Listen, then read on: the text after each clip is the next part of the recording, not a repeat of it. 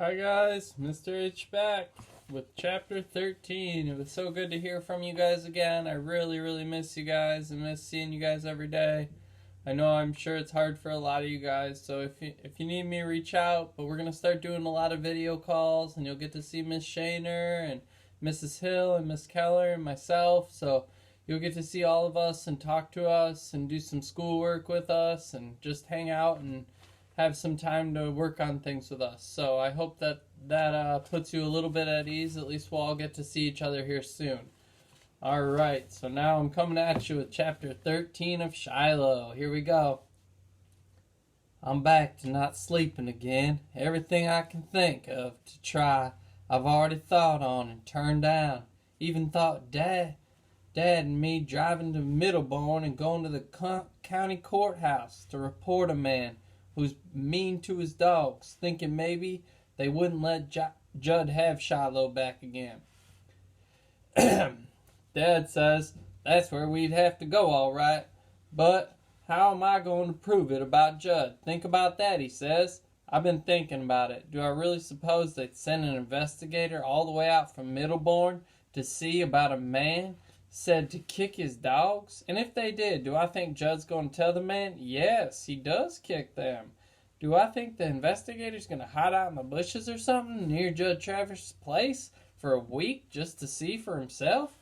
Tyler County hasn't hardly got the money to investigate reports of children being kicked, Dad says, much less dogs. Even if I told the animal rights people that I found a dog with a bullet hole in its head up near Judd's house, it don't prove that Judd was the one that killed it. I go out to talk to Dad about it some more while he's chopping wood. He just said, "Son, it's hard, I know, but sometimes you just gotta do what has to be done. It's Judd's dog, and there's no getting around it." Ma tries to make me feel better. She says that at least I brought some joy and kindness into the life of a dog that never had any before, and that Shiloh will never forget me. But that makes it even worse. Wish I could forget. Keep thinking of how Shiloh's going to look at me when we drive him over to Judd's. My eyes fill up again. Becky, she's been crying too. So has darling Lynn. The good thing about it now is the whole family loves Shiloh and we can talk about him out loud. But there's not one thing we can do. 3 more days and we have to give him up. I walked down to Friendly on Friday to talk with David Howard. David feels almost as bad as I do. I hardly finished telling about Shiloh and he's got tears in his eyes already. David Howard's 30 pounds heavier and bigger than me, and he still don't care who sees him cry. "I've been thinking, David," I say. "You got relatives in Ohio, don't you?" He nods.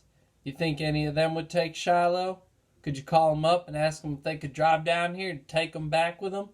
And I'll tell Judd we let Shiloh out one day and he never come back." More lies. But David's shaking his head already. "It's only Uncle Clyde and Aunt Pat, and she's allergic to dogs. They had one once and had to give him up." On the way back home, I'm thinking about some place really good I could hide the dog. The old grits mill, maybe, up by the bridge. The door's padlocked, but it don't take much to get in, 'cause the top of the building's open. Some of the roof's blown away. Bet I could hide Shiloh in there for 10 years and he'd never make a sound. But what kind of life is that? Couldn't never take him anywhere except after dark. Even then he'd be so close to Judd's place the other dogs would probably sniff him out. Slowly the minutes and hours of Friday tick by, then it's Saturday, and our last day with Shiloh. We give him every little treat we can think of a wonder. We don't make him sick. After supper we sit out on the back porch like we usually do. Becky, darling Lynn are rolling around in the grass, and Shiloh limps out there to join the fun. I show Becky how if you lay down on your stomach with your arms up over your face, Shiloh will work to turn you over. Both girls have a try at it, and Shiloh does just like I said, just trying his best to get those girls up on their feet. If Becky ever fell in the creek, I bet Shiloh would pull her out, Ma says. If I ever saw a snake, I bet Shiloh would kill it for me, says darling Lynn. I got a sadness inside me growing so big I feel like I'm about to bust. That night I sleep just a little bit. I wake a little bit, sleep a little bit, wake some more. About dawn, however, I know what I got to do.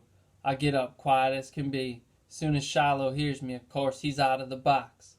Shh, Shiloh, I say, my finger to my lips. He watches me a moment, then crawls back into his box, good as ever. I dress, pull my sneakers on, take me a slice of bread from the loaf off the counter, and a peach off the tree in the yard. Then I take a shortcut through the East Woods towards Judd Travers. It's the only thing left to do. I talk to Dad, to Ma, to David, and nobody's got any idea more what to do than they did before. What I'm fixing to do is talk to Judd Travers straight and tell him I'm not going to give Shiloh back. Rehearse my lines so often I can say them by heart. What I don't know, though, is what Judd's going to say, what he's going to do. I'll tell him he can beat me, punch me, kick me, but I'm not going to give him that dog. I'll buy Shiloh from Judd, but if he won't sell and comes to get him, I'll take Shiloh and head out in the other direction. Only way he can get his dog back is to take me to court, and then I'll tell the judge how Judd beats his animals. Halfway through the woods, I'm thinking that what I'm about to do could get Dad in a whole lot of trouble. Around here, it's serious business when you got a quarrel with your neighbor, and you got to carry it as far as the law.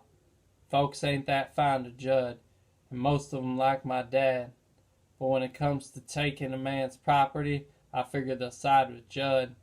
I'm not making life one bit easier for my parents or Darlene or Becky, but I just can't give up on Shiloh without a fight. Will he shoot me? That thought crossed my mind too. Some kid got shot down in Mingo County once.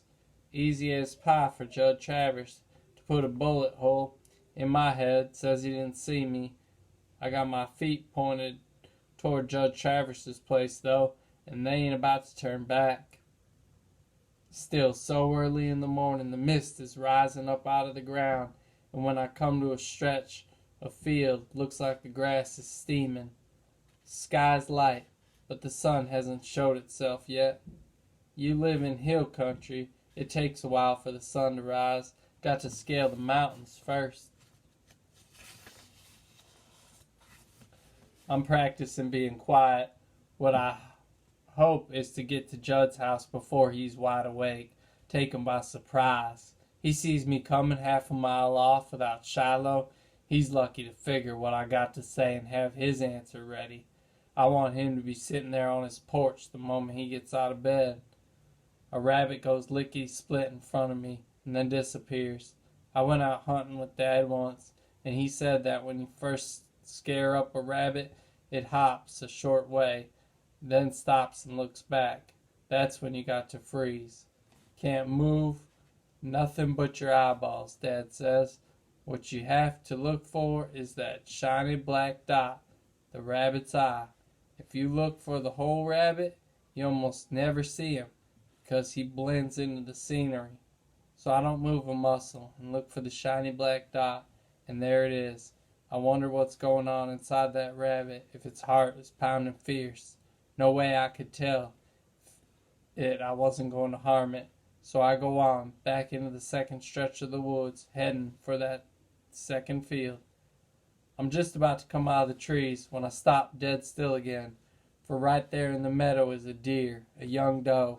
She's munching on something. Every so often she stops and looks up and then goes on eating. The hardest thing for me in the world to see. How could anybody shoot an animal like that? Then I think of a couple winters ago when we hardly had any meat on our table, and I guess how I can see how a father with 3 kids could shoot a deer. I hope I never have to, though. I'm just about to step out into the meadow when crack! The sound of a rifle splits the air and echoes back against the hills. The doe takes out across the meadow, heading for the woods. Her front legs rear up, then her backs. It leaps, its tail flash of white. Crack! The rifle sounds again. This time the deer goes down. I can't move. One part of me wants to go out to the deer. The other part of me knows somebody's out here with a rifle shooting deer out of season. And before I can decide whether to go on or turn back out of the woods, on the other side steps out Judd Travers, rifle in hand. Oh man, so Marty was going to surprise Judd early in the morning, and Judd's already out hunting deer legally. Oh man, so that's a big fine, shooting deer out of season. If he calls the police about that and they catch Judd doing that, maybe he could catch him in something here. So maybe Marty's caught him, but also Judd's wide awake. Marty's approaching him, and we know Judd has a gun, so our character is not in the best situation here. I don't know. If it was me, I might try to hide. I might just try to run home and or run to the nearest phone, because remember they don't have a phone at Marty's house, so he needs to find a phone. Maybe he could find a police officer or something and let them know that he's shooting the deer out of season, and he might have a shot at keeping Shiloh or telling Judd he's going to tell. I don't know. What do you think he should do? Should he tell the police that Judd shot the deer and try and get Judd in trouble? Or should he tell Judd, I won't get you in trouble if you let me keep Shiloh? Oh man, he's got a tough call here, but it looks like we know Marty's going to be in a tough situation going into chapter 14, and we'll get to find out what happens. Alright, I miss you guys. I can't wait to see you guys next week at all our Zoom meetings. I hope you guys are doing alright. Let me know if you need anything. I'm always here for you. Alright, bye guys. Have a great weekend.